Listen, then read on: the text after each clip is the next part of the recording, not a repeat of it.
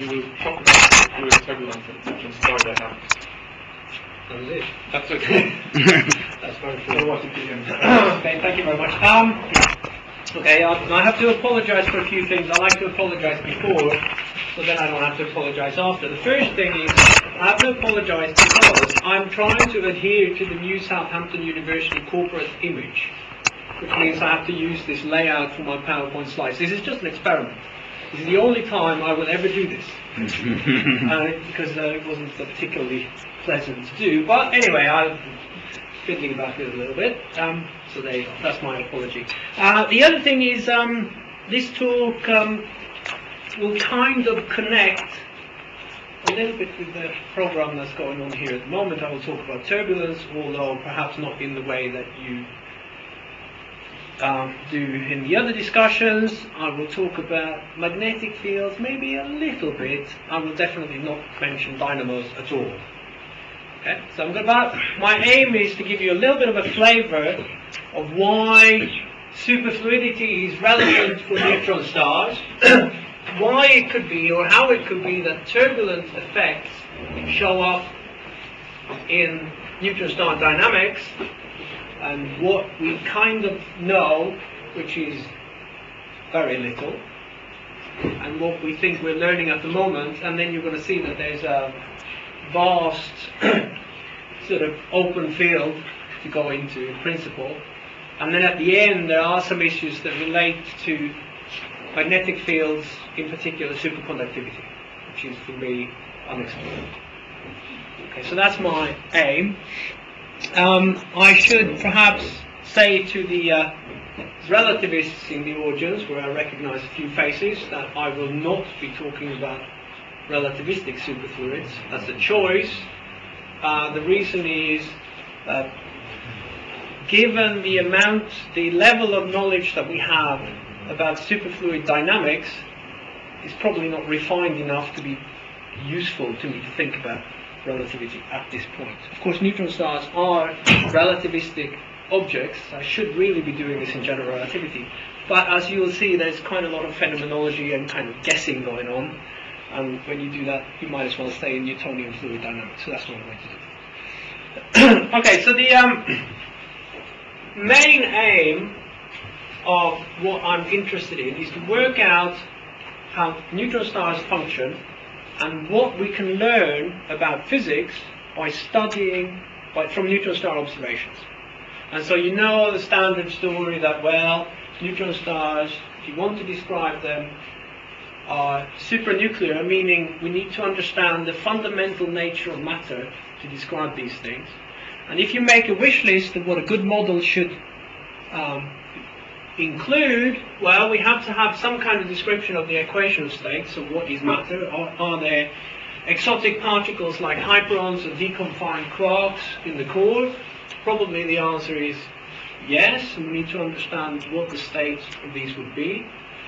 We need to understand how the object cools, so what the temperature is, what the temperature profile is, and how different compositions affect cooling rates. Tends to be the case that there are layers in the star that can act as cooling blankets, so the star cools differently if they're present or not. We need to understand what the state of these guys are, so are they superfluid, superconducting or not? If they are, what is the role of the superfluid vortices that allows the superfluid to rotate, or the flux tubes that allow a superconductor, type 2 superconductor, to have a magnetic field. The outer layer is going to be a nuclear lattice, so it will have elastic properties. We need to understand how that works. Obviously magnetic fields, these guys are magnetized, otherwise we wouldn't see radio pulsars, or we don't know how the radio pulsar mechanism works. We know that it has to have a magnetic field, magnetosphere, etc., otherwise there wouldn't be any pulses. But of course we know very, very little about what the field configuration is inside. We have some idea that it has to be a dipole essentially outside, but the interior field is essentially unknown. And then finally, we're interested in the dynamics of these guys, and so you have to be able to allow your model to rotate potentially very, very fast. Okay, so that's the kind of minimal requirement for the theory that we need. So here I'm going to focus on the superfluidity. So the superconductivity you can pretty much forget about because I'm not going to talk about it. It's something that I'm trying to learn at the moment, but I'm rather pedestrian, so I better not to touch it. How do you get those electrons in flight to be stable? I mean, they have very, very short lifetimes. Not at the densities that we're talking about here. We're talking about something like 4 or 5 times nuclear density. Is it enough stability to Oh, yes. such high Oh, yes. energy? Oh, yes. Yeah. Easily. Okay, so why neutron star superfluidity? Well, the first thing you learn about neutron stars is that if you look at observations, most radio pulsars, etc., tend to be quite hot. Typical neutron star temperatures are 10 to the 6, 10 to the 8 Kelvin, that's quite hot. But of course that's not the right comparison. When we just say 10 to the 8 Kelvin is hot, we have to compare to what nuclear physics says. And nuclear physics says that 10 to the 8 Kelvin is very, very cold compared to the Fermi temperature, which is about 10 to the 12 Kelvin for neutrons and protons. So what happens when we cool matter down? Well, 2 things can happen. We know this from the lab. We can form a solid or a superfluid. In a neutron star we get both, so it's kind of nice. We have test beds for both of these things. So the outer layers, the low density layers, become the solid. Here solid is kind of jelly, not very iron-like, well it is iron-like, but at these densities it is quite jelly-like as well. And the interior core tends to be superfluid. And so we have reasons to believe this both from theory, we just figure out what happens for neutron, say a neutron Fermi gas or a proton Fermi gas, and you see that they will essentially adhere to BCS theory, so there will be something like a pairing gap as in BCS theory, saying that the outer bits, and see this is something like a kilometer, is solid. Inside we've got superfluid neutrons. As the number density of protons increases a little bit towards the core, you get a superconducting proton region, and then in the deep core here you can have pretty much anything you like according to modern theory. You can have superfluid, hyperons, a quark, color superconductor, or pretty much anything you like. That's an open territory. So the most commonly discussed region, because in a sense it is the easiest, is the outer core, which could be something like from a few kilometers in the deep core out to where the crust starts, maybe 1 kilometer from the surface, where we expect to have mostly neutrons. They will be superfluid, a few protons that are likely to be superconducting, and then electrons to make up charge neutrality.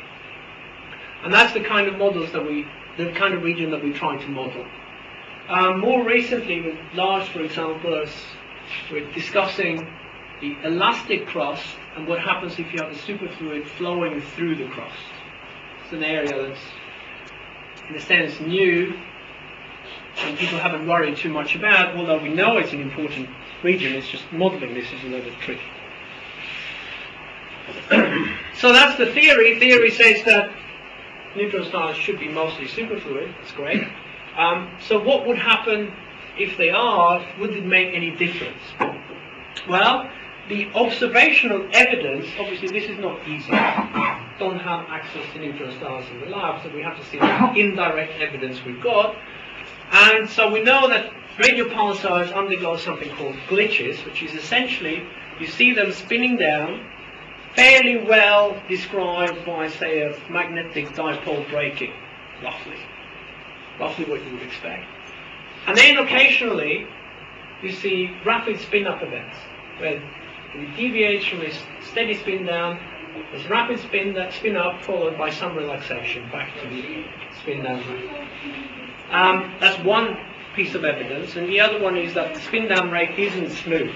It's actually quite wiggly, and there's things that radio pulsar observers call timing noise, which is not understood at all. Anyway, so the standard picture, or the best explanation for these pulsar glitches, is that you take angular momentum from some reservoir in the core that is just weakly coupled to what we see, which is the solid crust of the magnetic field. And then, because of some magical reason that I'll come back to, you transfer angular momentum from this reservoir in the core to the crust, which means it spins up. Okay, so this can happen if the core is superfluid, so it essentially doesn't interact through normal viscosity with the other part, it's decoupled in some sense.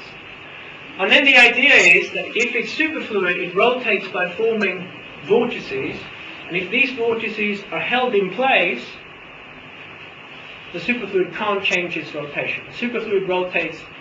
The rotation of the superfluid depends entirely on the vortex configuration. If you don't change it, you don't change the rotation. Okay? So if I hold the vortices in place, say by the crust, then nothing changes.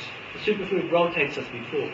But then you can imagine that something happens, again this magical thing that I don't know at the moment. So the superfluid vortices are free, they're free to move, and that means that they will try to move out because of interactions that we'll talk about in a minute, and that leads to the transfer of angular momentum, and you will see a glitch. So roughly, schematically, although this is actually based on a real toy model, so it describes some of the physics, you would see the cross spinning down, the blue line here is what we see. The vortices are held in place, so nothing changes. This is the neutron superfluid spin rate, that's the cross rate. At some point, you free the vortices, for whatever reason. There is an equilibration between the two, a relaxation timescale, and then they move together. This is a very simple schematic of how a glitch works, but it's actually based on a real calculation with the proper kind of forces that I will talk about. And so what you see then is spin down, rapid change, and then spin down again. And then you can work out for the pulsars that we see glitching, you can work out essentially how much of a lag, so how big a difference here can you build up before the next one, and you find that it's a relative rotation of a few parts in 10 to the 4. So it's a very, very small difference, but it gives this kind of quite dramatic effect.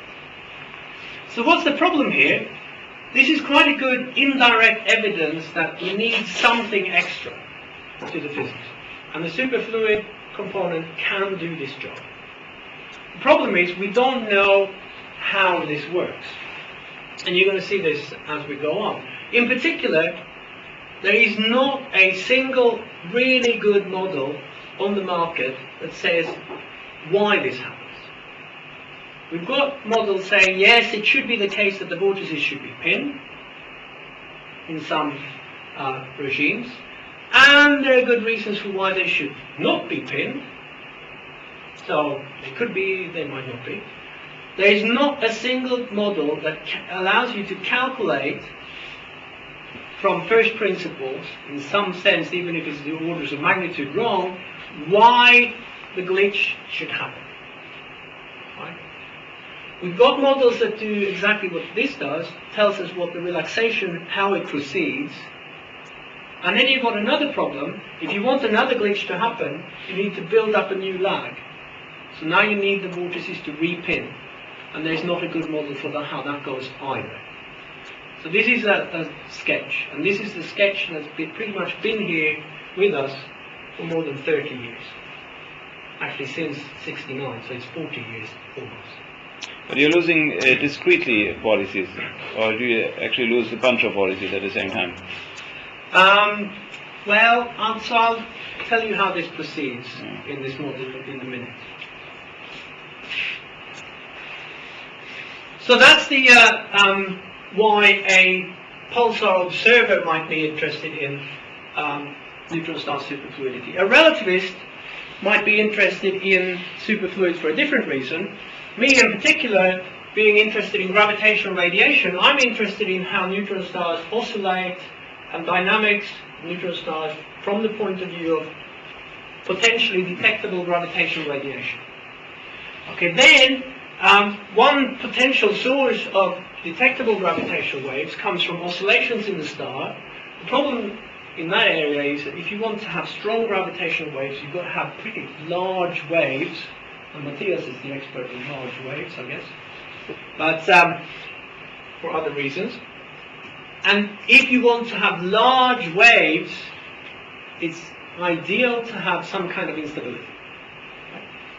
Now, it just so happens that in a rotating neutron star, waves that we're very familiar with from Earth, called Rossby waves in the oceans, are unstable because of gravitational wave emission. So the gravitational waves sap energy, you think, from the system, but in fact they pump the wave so it grows. And so you find that that kind of instability grows if you don't allow for any viscosity, which is where you start modeling, on say a timescale of a minute, which is quite fast compared to normal dynamical evolution timescales for neutron stars. And so what you find is that there's some instability window.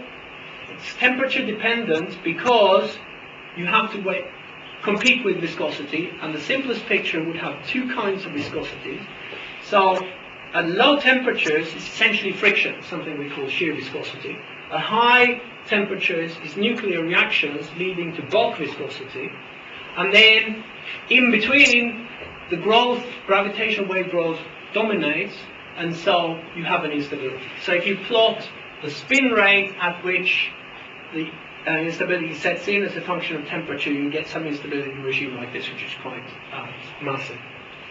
That's the breakup velocity, so that's a rotation of less than a millisecond period, and that's no rotation at all. Okay, so this is the very simplest picture.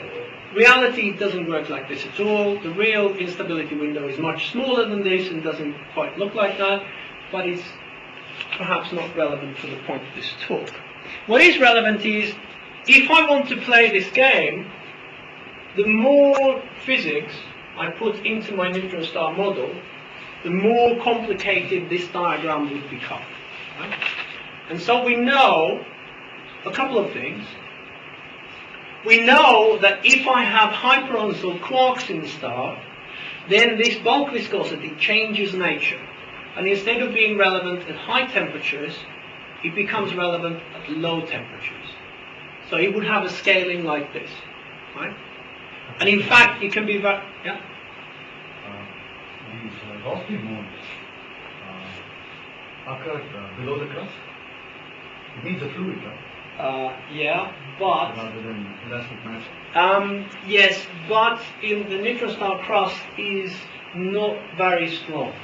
And so actually, if you work out how the system moves with the crust, the waves shake the crust as well. They're hardly changed at all by the presence of the crust. So the crust sort of floats on something. And It actually kind of wobbles with the fluid. So the Coriolis force manages to drive the crust into motion as well. So wouldn't this sort of break up the crust? Cracks, stuff like that. That could happen. But the standard... Sorry? And glitch. No. I think maybe not. But I mean, it's an idea. But I think the model or the calculations that have been done suggest that the crust just, vibrates with the... There's a slight lag and things like that, but it's fun. What will change the picture completely is magnetic field. So the magnetic transport changes this, but that's another story that I think we don't really understand how that goes. So, what I was saying is the bulk viscosity is very different if you've got exotic species of particles or exotic phases of matter, and in fact, it could essentially wipe out this instability completely. It's also known that if you've got superfluidity, then there is some effect called mutual friction, which I will describe in a second, that provides another damping mechanism that has to go into this, which is not temperature dependent and just sits at some level. So there are two provisos to this, where this detour into superfluidity for me sort of starts. First one is that the hyperon reactions, or the quark reactions that lead to bulk viscosity, are exponentially suppressed by superfluidity. Meaning, I lose this window if I've got normal hyperons, but if I've got superfluid hyperons, I open it up again. And I need to understand how that goes. So I need to understand how superfluidity suppresses of viscosity. And the neutral friction is claimed to stabilize another class of modes. The fundamental modes are also potentially unstable completely. For the R modes, we think that it has some effect, but we don't know. Well, it's a big effect, but we don't know how big it is. It doesn't suppress it completely, but it is important. So basically, from the gravitational wave modeling point of view, if I want to proceed significantly beyond this diagram, and essentially beyond where we are, I need to understand how superfluidity affects this kind of picture. So that's why I've spent quite a few years now thinking about superfluid dynamics. Of course, I've got a neutron star that's got many, many different components, not just neutrons, protons, electrons, as I said. I don't want to think about quarks and hadrons, obviously, to start with. So I'm going to start off thinking about the outer core. I'm going to try to simplify life as much as I can, and then we'll see what we can get away with. Okay, so I'm going to assume, I'm not going to worry about muons at all, essentially. I'm going to assume that if they're present, they will couple together with the electrons, with the protons through electromagnetism. So I've got one component which is protons and electrons, muons moving together. Essentially, it's some kind of MHD assumption. That's it. I'm going to assume that there's neutrons that are superfluid, so they can move separately. There's no friction, normal friction between these two.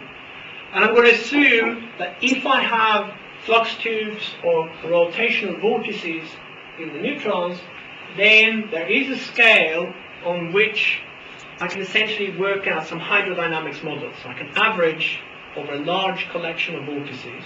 And so a neutron star has something like 10 to the 19, 10 to the 20 vortices. That's quite a lot. There will be a scale, say 1 meter, 10 meters, whatever you like, on which I can build a very large fluid element and think of this as a fluid. Okay?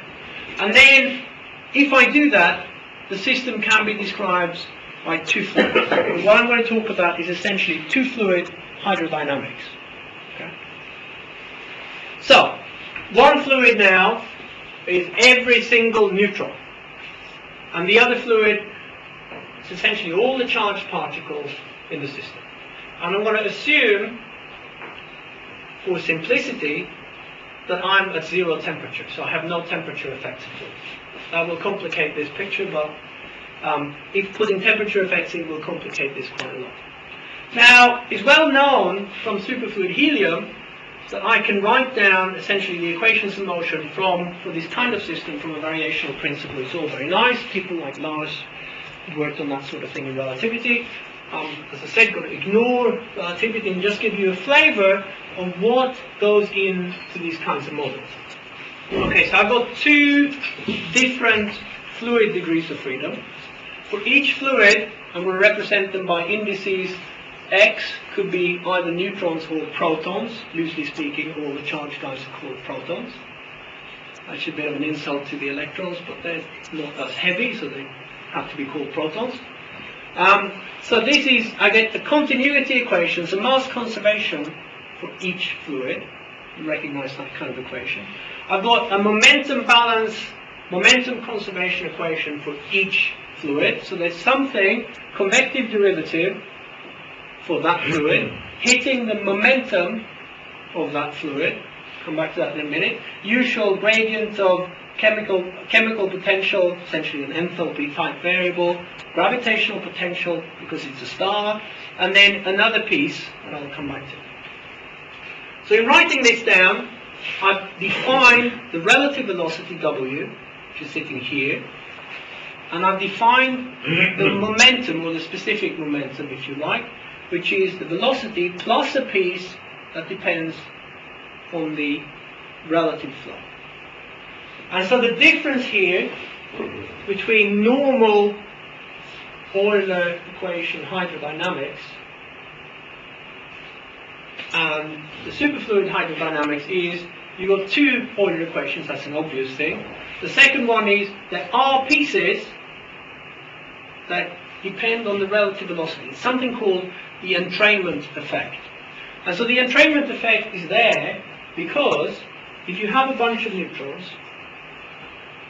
and protons coexisting, and you try to move the neutrons a little bit, the strong force drags some of the protons along.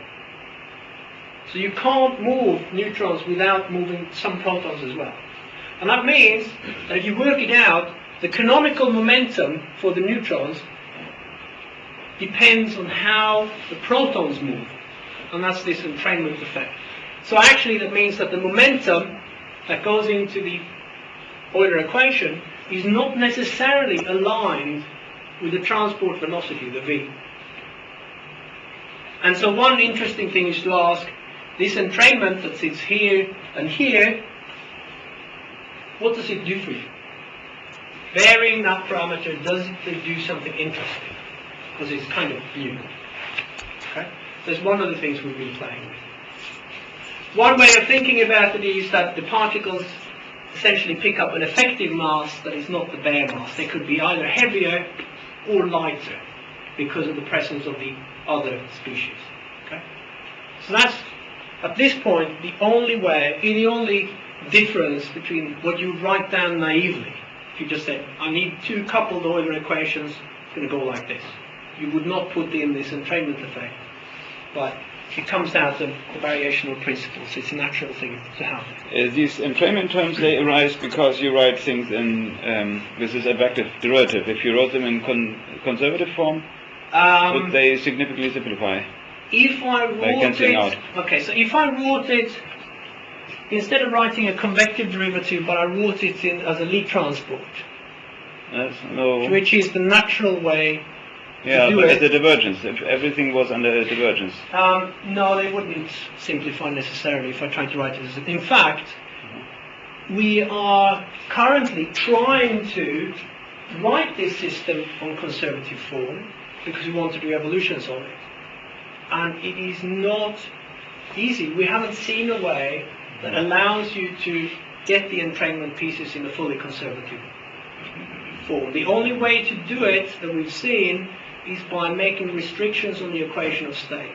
And it's not clear that that's, that could be a way to get started, but then that might be the end of the road as well. And so we're playing with that. And of course for evolutions, it's important. All the theorems, etc., for numerical evolutions come from conservative systems. And so here we're a little bit up against it at the moment. It's a very good question. Neutron velocity equal to the, or momentum equal to the gradient of a phase? Okay, good question as well. So in a pure superfluid, the momentum is a gradient of the wave function phase. That's the definition. Right? In these equations, the momentum here contains that part, but it also contains an average of the vortices. So this is on a hydrodynamic scale. You can think of the problem like this. There's a microphysics scale, a very small scale, where I've got pure superfluid and vortices that are vastly separated. Right? Say on the 100 Fermi kind of scale, the vortex is about 100 Fermi big, and then the distance between them is vast. Right? So if I sit in between vortices, the V there is just the gradient of the momentum. So the gradient of the wave function phase. If I take a bigger box, say a 1 meter box or a 1 centimeter box, there's many vortices in that box. So about 10 to the 4. And then I do an averaging over that box. Now the velocity is the gradient of the wave function phase plus an average of all the vortices. Okay, and that's the V, or the P, strictly speaking, that sits in these equations. Okay, so it's got a curl as well. Yes, it does. That's right. So that's important. So the physical environment effect is due to the direct force between vortices and flux orbits? At this point, no. At this point, it's due to the strong interaction between neutrons and protons, which also gives you a drag. So this direct force is a separate thing Between... vortices and the flux orbits? Yes, I haven't built that in yet. In fact, I'm going to come back to that a little bit later. I'm not going to touch it. I'm going to talk about it. Okay? So this is the same kind of system as helium. There is one difference. In helium, where there's quite a lot of work, of course, you have the condensate and thermal excitations. Those are your two fluids. So you've got the helium atoms and the entropy, if you like. Here I've got two distinct species. I've got the neutrons and the protons, and of course they are physically different. So my two fluids have quite a different nature. If I wanted to go to finite temperature, and this is the reason why I didn't do that, why I stay at zero temperature, I would have to think about the neutrons picking up thermal excitations as in helium, and the protons as well. And now my system is richer, and I have to start figuring out how I account for this. So that's why at this point we tend to work at zero temperature. So that would be it would be tricky to extend it, but I think we know sort of how to do it. An advantage is that once I start thinking about flux tubes and vortex dynamics, I've got quite a lot of lessons that I can learn from helium and BEC atom gases and so on, where people can create vortex structures in the lab. And there is no reason to think that the vortex dynamics will be any different, really, in the two cases. The parameters will be different and all that stuff, but basic vortex dynamics should be the same. Right? Why not? Again, now we're talking about defects and so on, and of course there are big programs about how you do defects in cosmology and so on, and why they should be the same. So far, this system that I wrote down was totally non-dissipative. So now, what are the most important dissipative mechanisms that I should worry about? Well, one thing is what we call mutual friction, which leads to a coupling between the neutron equation and the proton equation. And it works because we have vortices. So now I'm going to assume, and this is a very artificial assumption, but it allows me to move on to the next stage. I'm going to assume that we don't have any, essentially the star is not magnetized, but then it will become magnetized anyway. So I'm going to forget all about magnetization of the protons. So there will be no bulk magnetic field really. But even if I have that, suppose I focus on a single neutron vortex, right? Because I have this entrainment effect, on the very, very small scales, and this is about 100 Fermi, the protons will be dragged along because there is a vortex in the neutrons, there's a flow, circular flow around the vortex, but if the neutrons move, they drag some of the protons along with them. Right? And on the very small scale, they can do that because the protons are superconducting, so they can sense length scales of the order of the coherence length, which is roughly the same size as the vortex core. Right? So they can move as a fluid on that scale.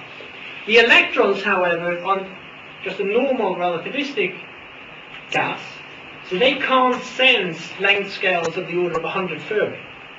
Right?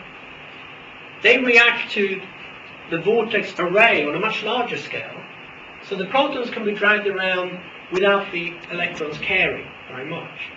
And that means that I can create a charge current around each vortex, meaning I can magnetize each neutron vortex. And so what I end up with is a problem that's very similar to what happens in a superconductor. If I've got flux tubes, I can scatter the electrons off of this collection of magnetized vortices, which gives me a dissipative coupling. Aren't there phonon vortex interaction? There would be if I considered thermal excitations. Even if T equal to 0, some sort of a bubble Yeah, yes, but I think the standard idea is that it's quite weak compared. compared to? Yeah, compared to this. Because what you'd have to do is essentially scatter off of the normal fluid in the vortex core. Right, so you can imagine scattering like that, but it's something like 4 or 5 orders of magnitude weaker than this effect, according to the standard calculation, which is whatever it is. So it goes something like this. So this gives you a mechanism for this mutual friction that formally looks mathematically, just like the kind of mechanisms that people think about for helium, although the parameters, of course, are different. And so it's a start.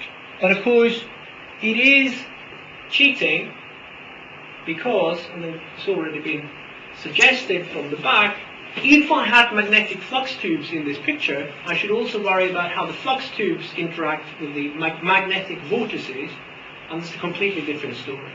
So that's not included at this point. Okay? So suppose we take that model and we go back to this idea of glitches. Now I've got these two equations. They've got some coupling force, this mutual friction in the right-hand side. So I can work out how, if the system evolves according to these equations, how any relative flow relaxes. So it just gets a simple ODE that I can solve. I get a relaxation time, depends on this mutual friction coefficient that I can calculate, well, given some assumptions, and you find out that a typical glitch relaxation in this model, you can essentially forget about all these numbers, they're order unity, is something like tens of seconds. So what does that mean? Well, it means that in this picture that I showed you before, once you get to the glitch happening, for whatever reason, still haven't said anything about that, this relaxation timescale, so the glitch itself, will happen on this kind of timescale, tens of seconds. So does that agree with what we see? Well, the best resolved pulsar glitch is something called the Vela pulsar Christmas glitch. In that case, we know that this rise time was less than 40 seconds. So there is a constraint, it's not a very strong constraint, and this model, of course, is on parameterized data and so on, so it's very hard to compare really, but it's clear that this rise has to be faster than something like a minute, and this would work. Right? Now, the problem is, if you go to the literature and you start looking at how this kind of result has been interpreted in the past, there is some confusion here. You could find statements like this, which I think is a paraphrase of a paper that I shall not mention. At least I'll tell you what paper it is. If you find it, then there's good luck to you. It says something like, since this timescale is much faster than the observed relaxation time, glitches are unlikely to be associated with the star's core. This model that I'm working on is for the core, and so this seems to say that somehow this result is inconsistent. Now, I've already told you why that is not the case. So what this alludes to is the fact that there is another timescale, or a couple of other timescales in this problem. There is a relaxation time that happens on the longer timescale after the glitch, where you sort of resume business as usual, where you go back to this slow spin down. And that could be weeks to months. And this, of course, is much, much faster than that. So this can't do that job. But where this kind of statement goes wrong and says that the core can't be the root of all evil and glitch, it goes wrong because this kind of system can never do that other job. This can only ever relax the relative motion between the two, and that can only ever lead to that initial glitch behavior. And that seems to work fine. So I think already at this point it is clear that what you see discussed, that any pulsar glitches have to originate in the crust, there is no real basis for that statement. Just trying to understand. So you have time scale for the relaxation following a glitch. Mm-hmm. This doesn't mean the glitch itself, which No. is sort of suddenly. That's right. So, if you assume that these equations rule what's going on, govern what's going on, then it explains why you see this rise. Right? You start, this is the initial data, right? And then it explains this part. Right? But it doesn't tell you why the glitch should happen at that point. So these equations are only valid for the free system when there is no vortex pinning. Right? So you still have to give me a mechanism that unpins the vortices or says why you should switch on this system at that point. So it's some crust vortex interaction. Could be. I don't know yet. But I'm coming to that towards the end. Because I think I might know something about it now I didn't know before. So, this is all fine, but of course it could be complete nonsense. And that's always reassuring. Why could it be complete nonsense? Well, we have assumed, and pretty much everybody in neutron star superfluid discussions have assumed, that when you have the vortices, they're nice and ordered. It's a nice, locally straight array. Nothing more than that. Of course, in helium, people hardly ever talk about normal, perfectly straight arrays. They find that rather dull. Instead, they're interested in vortices that form more complicated structures, right? That become what they call turbulent. So the idea is something like this: that if you've got a vortex array, nice and straight, but for some reason there is a flow along it, then if that flow is fast enough, you will trigger local waves, Kelvin waves on each vortex, that if the flow is fast enough, become unstable, and this is obviously a very rubbish schematic, but it doesn't really matter, the wiggles on each vortex become larger and larger until you get reconnections and you start forming little loops and essentially a tangle. Right? And in helium experiments, what you see is exactly this kind of behavior. You can have an experiment where you inject some vortices, you have heat the system from below, you see this kind of instability operating, you see the formation of nice isotropic turbulence. Okay? So if we follow what people do for helium, then this force wouldn't look the way it does in the simple rectilinear vortex array case. Instead, it depends on something like the third power of the relative velocity, meaning that if I go back and do this relaxation calculation, it doesn't become an exponential relaxation at all, it becomes power law. And worse than that, it becomes local. So I now have local relaxation times depending on where I sit in the system. And so then it's much, much harder to play this game as in phenomenology. So glitch phenomenology should be this. It's now a local behavior where the timescales can go from seconds to weeks, depending on where I sit in the system. And I think we've got a very, very poor understanding about what this really means. At the moment, what we have done is we have worked out, obviously a fairly simple exercise because this kind of thing has been done for helium, we worked out what this force should be using the standard phenomenological arguments and scalings, etc. We've proven that this kind of instability should, in principle, operate in the neutron star system. It has to, because the vortex dynamics should not be very different. But we've also hit the snag, and the snag is that in a neutron star, if you have a neutron star with a vortex array like this, it rotates nice and tidy, bulk rotation, right? If suddenly you form a vortex tangle and the vortices look like this, it doesn't rotate at all, right? So if you've got isotropic turbulence, neutron stars wouldn't rotate. So you would go from having bulk rotation to having no rotation like that. And I'm afraid that would be one of the largest glitches you've ever seen. So that doesn't happen, right? So instead, the system should be kind of like this schematic. It would have some order, but also a tangle, something called polarized turbulence. And at that point, the helium guys have sort of they've stopped providing us with guidance for what to do. We can't copy them anymore, because they haven't proceeded much further than that. So there are some models, phenomenological models, and we've come up with a slightly simpler one that tells us roughly what we could try, so we can move on and sort of experiment with this. But there's an area that we really need to understand much, much better. Because it's clear that, in principle, we should worry about turbulence. And we kind of know how to work out the local forces here. So if I could somehow average over this configuration, I could work out this force, but the problem is, how do I do that? And I think that's the big question in that area. You call it polarized because are these Kelvin-based polarized waves?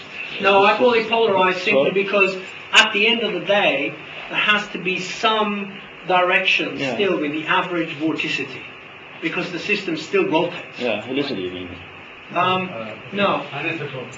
Yeah. Oh, okay. Yeah, anisotropy. That's the. I see. Anisotropy, yes. Yeah. Okay. How possible to imagine this flow of information when the vortex is unstable? It must be a potential flow. And how could it be in a closed volume? Well, you have to remember that the length scales here can be vastly. So the length scale that you need to trigger instabilities in would be a length scale of maybe a centimeter in a 10-kilometer object. So I do not need to worry too much about boundary conditions, etc. Okay. But I'm going to tell you something towards the end that might sort of... So this basically was something that we were wondering whether we should worry about. I think we got to the point where we got a little bit worried, and then we started thinking, well, okay, suppose we think that this could be something, for whatever reason. It's a little bit of fun in it anyway, so why not? And we start asking, so how does this happen? How do I get a setup like this? And in a neutron star, I can't sort of heat it from below and get this thermal flow. That doesn't work. So in what situations will I get a flow along the vortex array that could drive it unstable? Will that ever happen? So when we wrote the first paper on neutron star superfluid turbulence, the referee pointed out that this will never happen, because the relative flow you get in a neutron star is the bulk rotation, right? The difference in rotation rates, so that flow is always orthogonal to the vortices and can never drive this. In fact, my arrows should be like that. There will never be any instability, so fine, don't publish this paper, thank you very much. So we tried to explain why that statement wasn't entirely correct, and then the editor kindly decided that maybe he should go along with us, because after all, we'd done some work and all that stuff.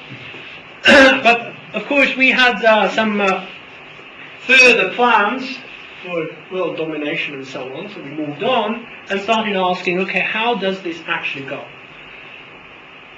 So let me close by discussing two systems where these kinds of things could be relevant. The first one is freely precessing neutron stars. So if you've got a neutron star with some kind of asymmetry, say in the crust there is a slight deformation somewhere of a very, very small order, then the star might not rotate nicely, it might precess. So it undergoes some wobble on some very, very slow, where the spin axis precesses on some very, very long time scale. So there's been, for a long, long time, been discussions in the literature of the possibility of neutron star free precession, but the evidence has been rather poor until a few years ago, where this guy with phone number 1828-11 was observed to have a very nice regular motion on a time scale of 500 to 1,000 days, depending on which harmonic you decide you're looking at. And so much, much longer than the 0.4 second spin period. And now this guy's been observed for something like 10 full precession periods over quite a long time. We've got something like 10 precession periods, and it still seems to go on. It's an isolated pulsar. It is an isolated pulsar. And the nice thing about this object is that it fits the simple model where you say, look, there's an elastic crust that has a small mountain for whatever reason, and it sits on top of some fluid core. That system predicts that you would get precession on some timescale related to the spin period through the size of this deformation. If you take that deformation to be something like 10⁻⁸, you fit this quite nicely. And 10 to the minus 8 is the kind of deformation that's easily allowable in a neutral star crust. So, it would work.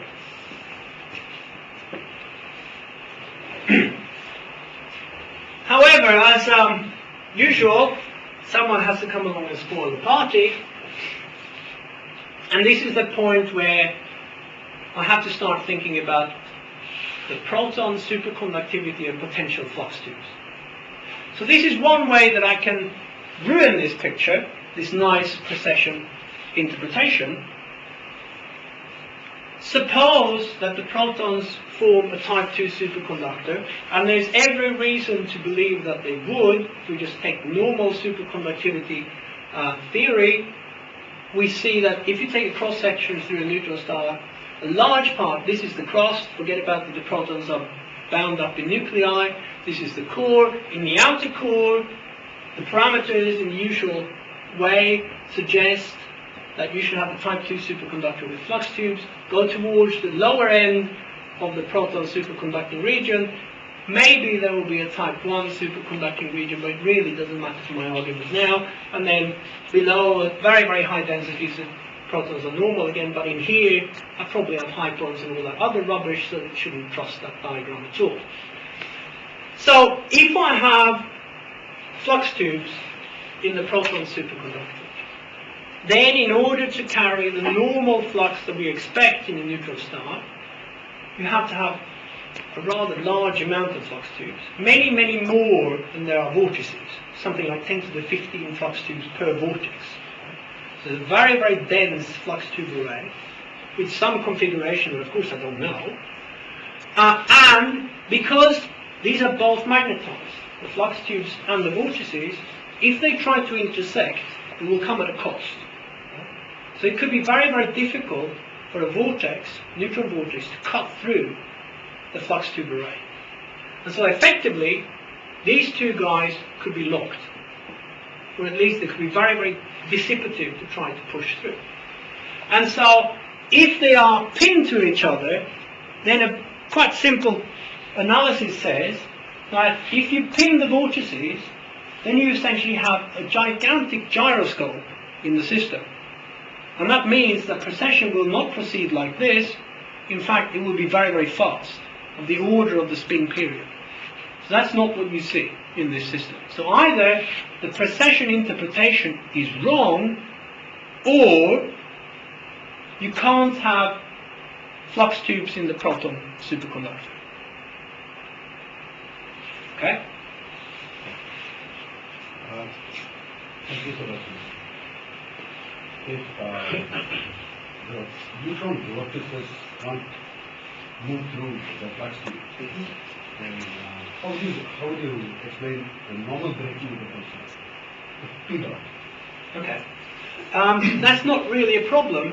I just wouldn't change the spin of the neutron superfluid. I can still spin down the cross.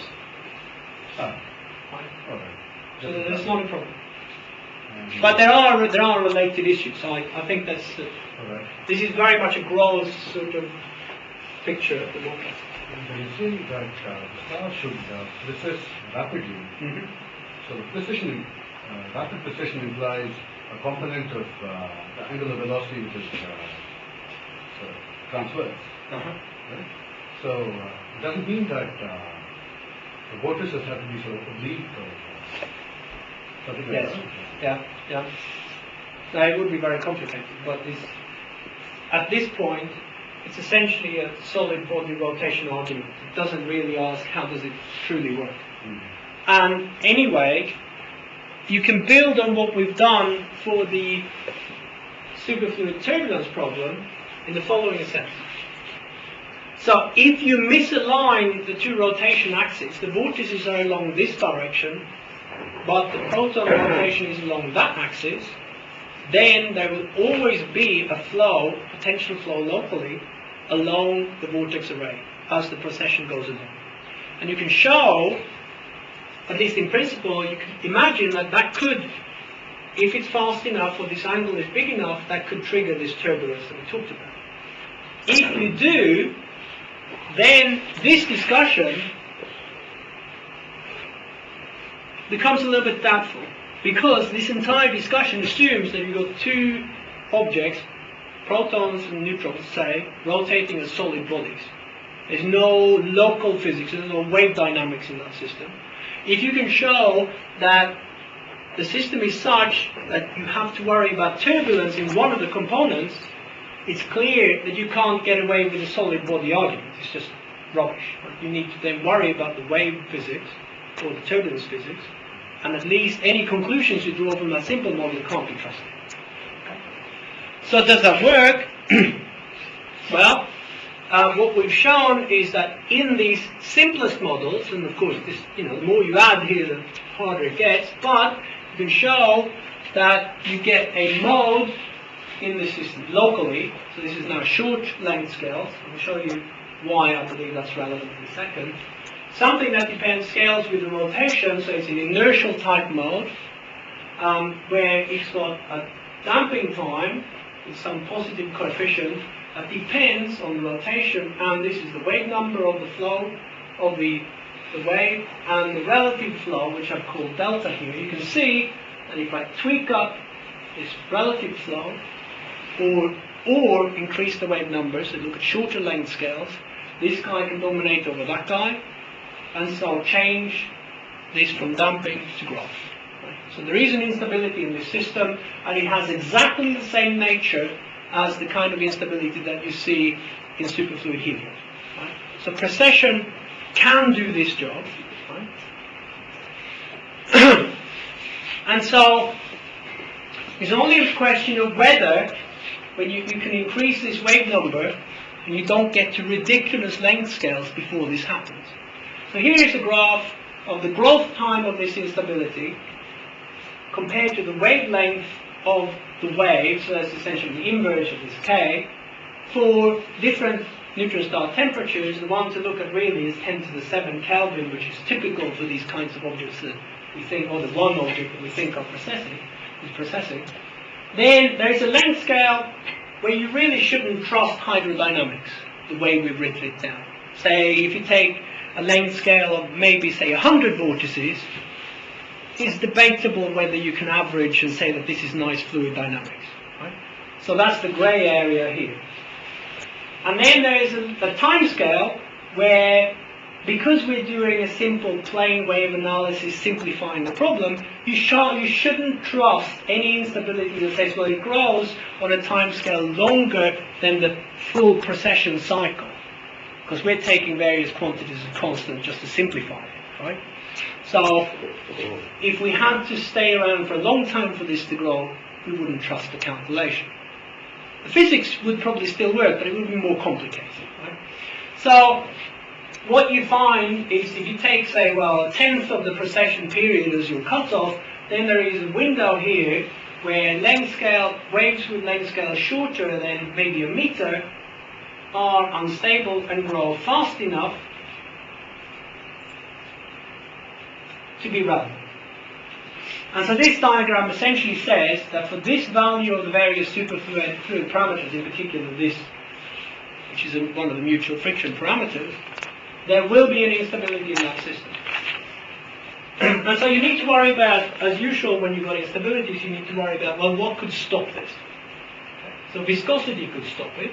And because I'm talking about short length scales, say a centimeter, you would think that shear viscosity could be very important.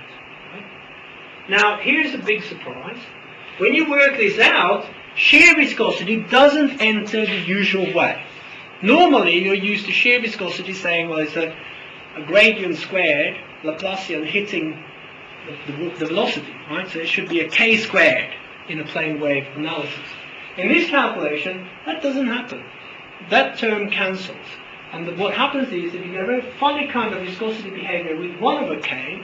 So as you go to shorter length scales, it's less important.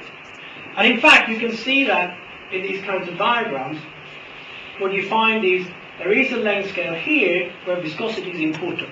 This diagram shows a region where long wavelength or large length scales where viscosity is unimportant, which we haven't included, and then viscosity kicks in, and then this 1 over k behavior takes over, and that's in this region where viscosity is essentially unimportant. And that's a very peculiar behavior that you haven't seen before, or we haven't seen before.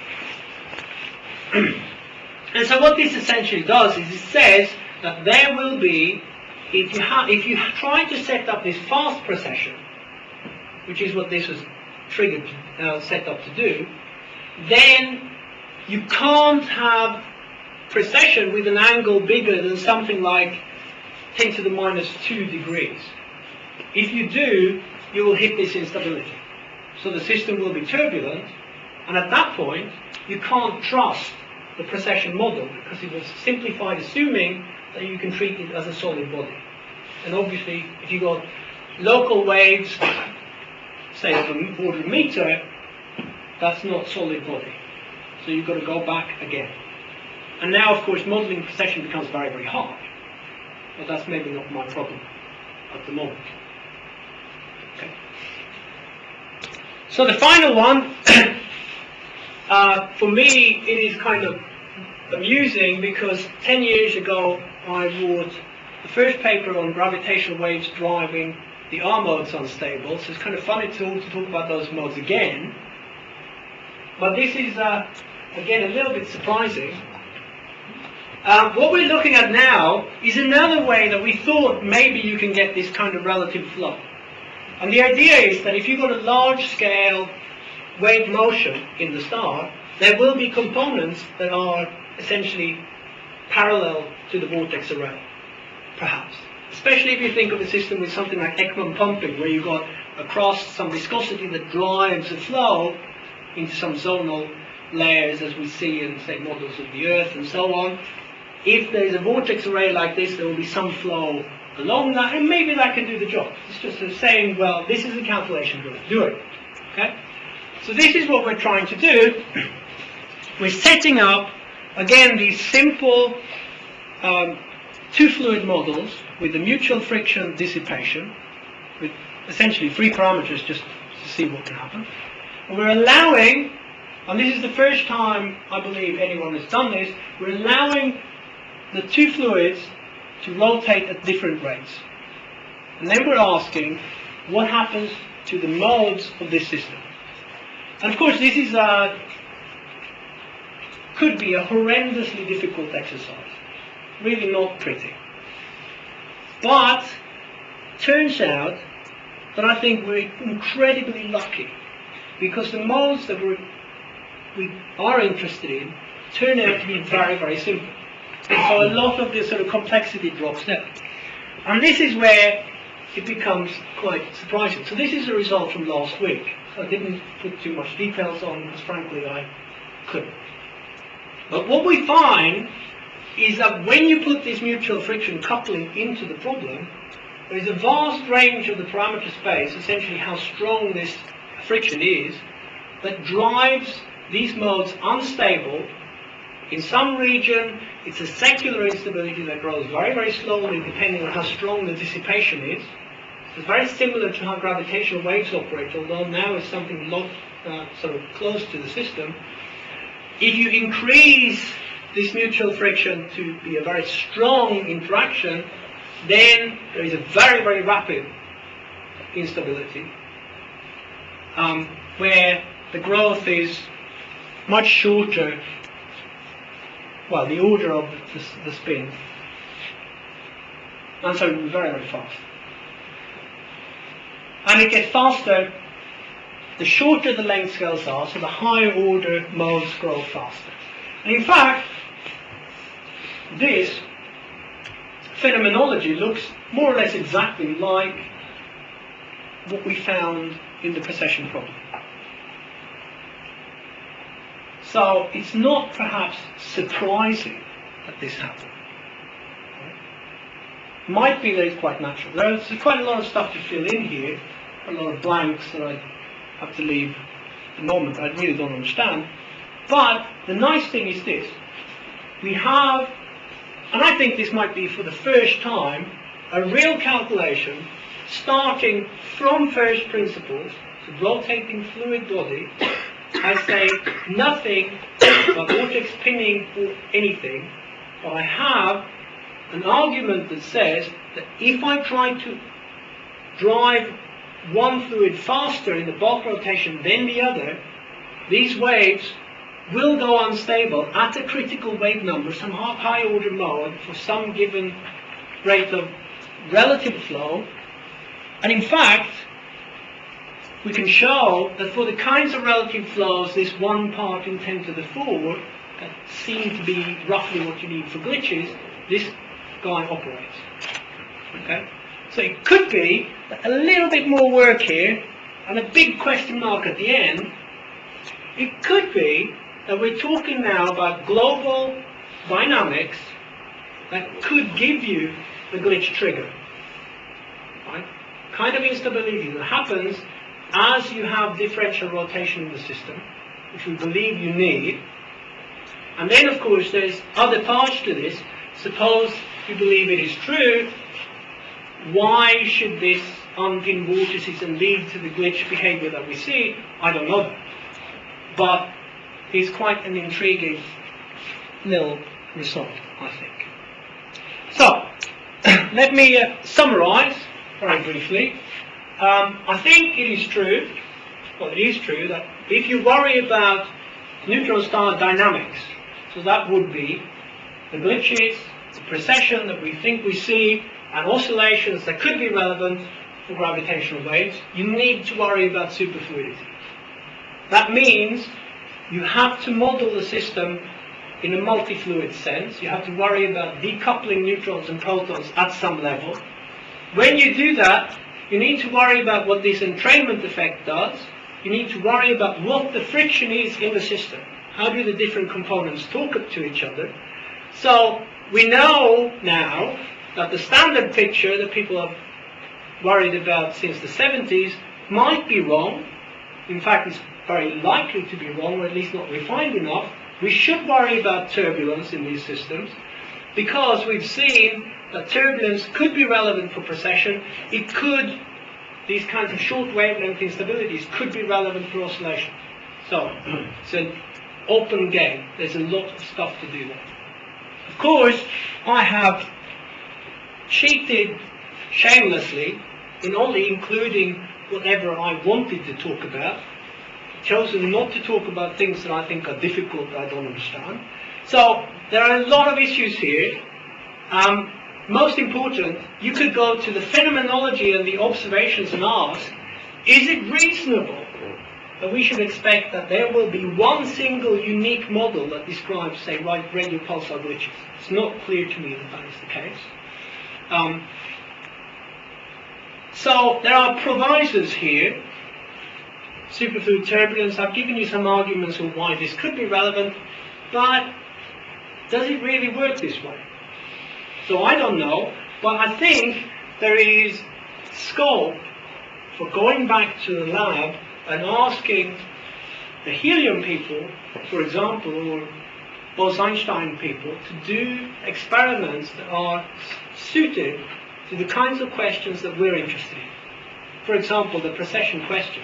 You could study precessing two-fluid systems in the lab and ask, what happens? Does turbulence occur in those systems? And that will teach us something. I didn't talk much about the proton superconductivity and the flux tubes. It's an absolutely key question. But the problem there is the understanding, the level of understanding, I think, is very, very basic from my side of the fence.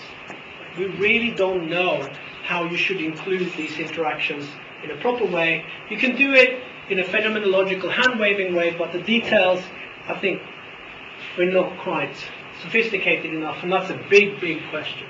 And finally, there is more physics here. We have to ask questions about, well, these other species of particles, could they do something interesting? If there's a core of the star, something like several kilometers, with hyperons that will become superfluid as well, most likely, what does that do? I might have something like a 4 or 5 fluid system, not just 2. Is that interesting, or is it just bad algebra that would then be good for a mathematician, but maybe not for an astronomer? And what about quarks? Our friends in the QCD community keep on talking about color superconductors, but if you press them on the issue of how many fluids they would have in their neutron star core, they don't know what that means. So we have issues to resolve. Fist fight probably won't do it. It's sometimes tempting, but I think it will be quite dangerous. Well, maybe we can take some of Lars can probably take some of the quark people. But there's a lot of very, very interesting questions that come in this area. There's also the potential idea that you've got solid components in the core and so on and so forth. So there's a good reasons to carry on in this direction, but I think I should definitely stop because I've outstayed my welcome. Thank you very much.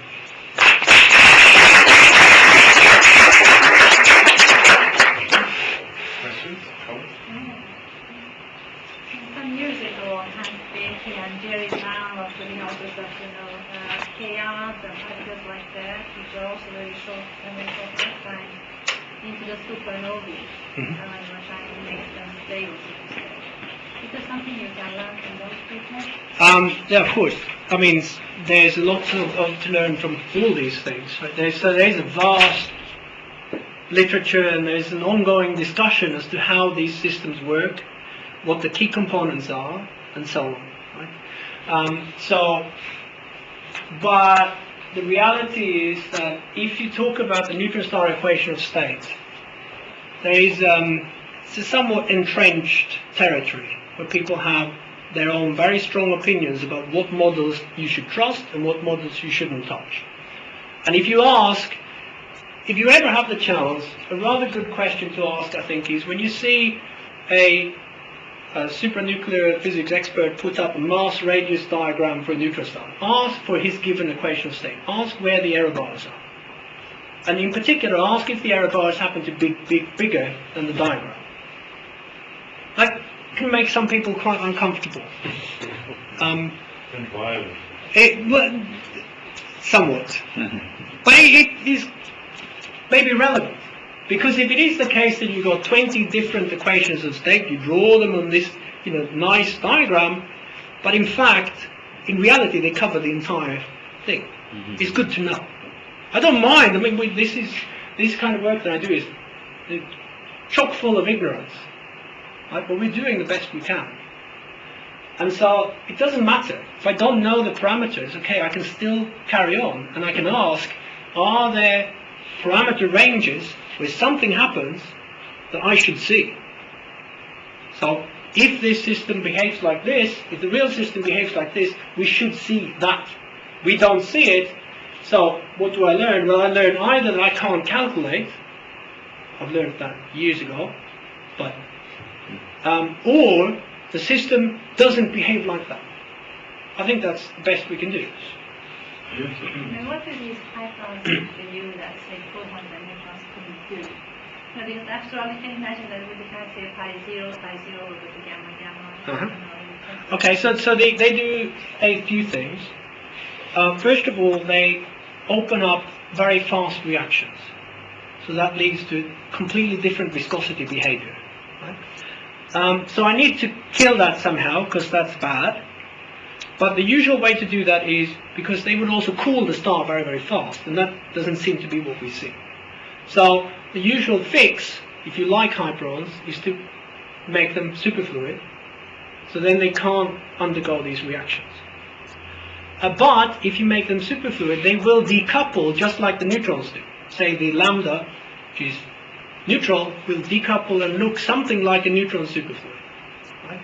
The sigma minus, for example, which is another guy that's very likely to appear, is of course charged, so this will be some strange superconductor where its mass is not like in the case of protons and electrons. The electron is so much weaker, you don't worry about its inertia. This guy is heavy. So now you've got protons superconducting, perhaps coexisting with superconducting hyperons, and that could be very, very different. So there's all sorts of phenomenology that could happen that we don't really know. So it's an interesting question. Do you know the neutron ion collision frequencies? Here, through the stars. So that's work that was worked out in the 70s by Chris Pettick and others. So And how does that compare? Local experts. How does that frequency compare with the rotational frequency?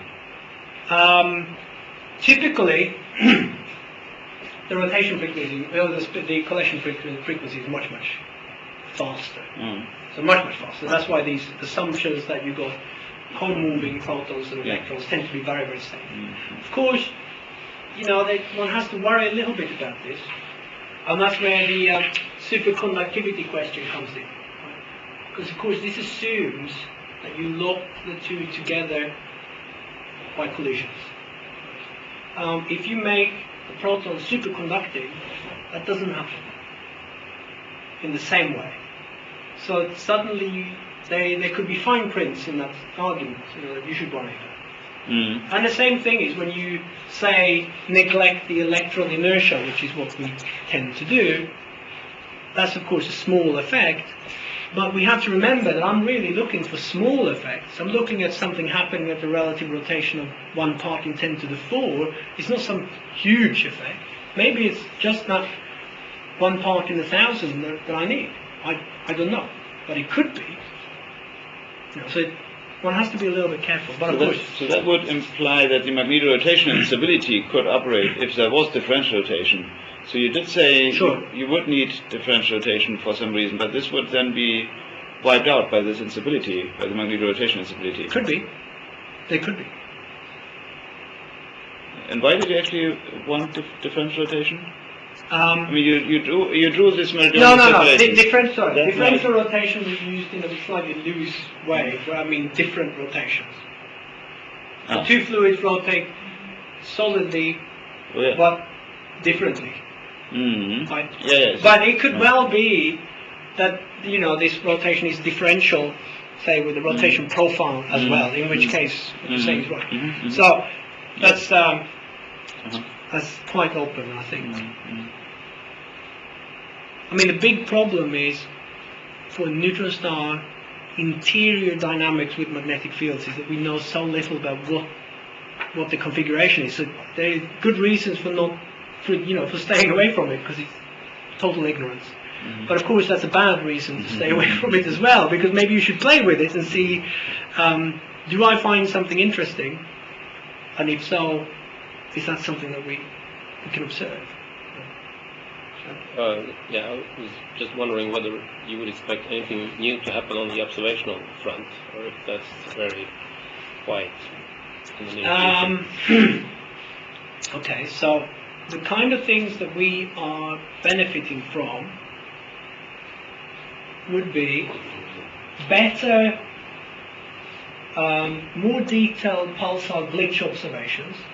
So essentially, you can probably never hope to resolve pulsar spin dynamics better than something like, well, certainly never higher resolution than the spin rate, right? Because of the fact that you see it through the pulses.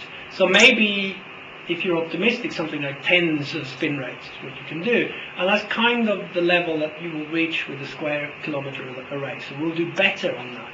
We might be able to push these constraints on what the parameters have to be.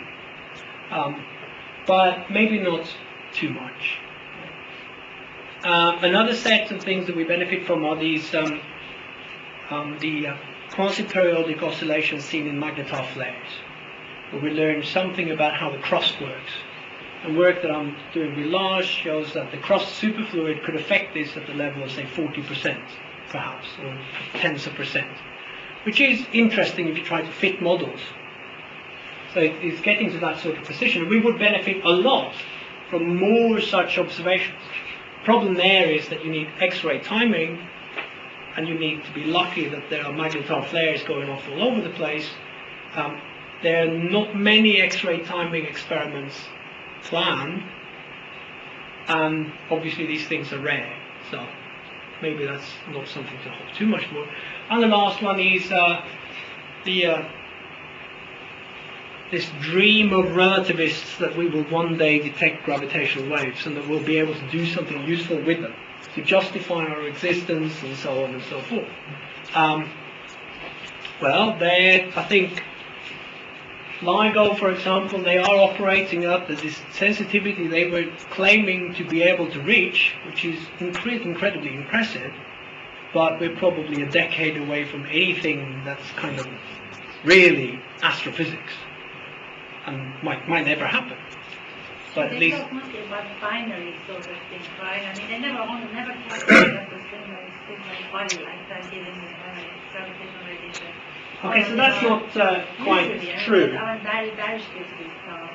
Well, yes, but you have to remember that Barry Barish is not a relativist. He's not an astrophysicist. He's a politician that happened to be the chief of the LIGO project, and he was called in because he has experience with large projects, which he's very good at. The reality there is that the reason why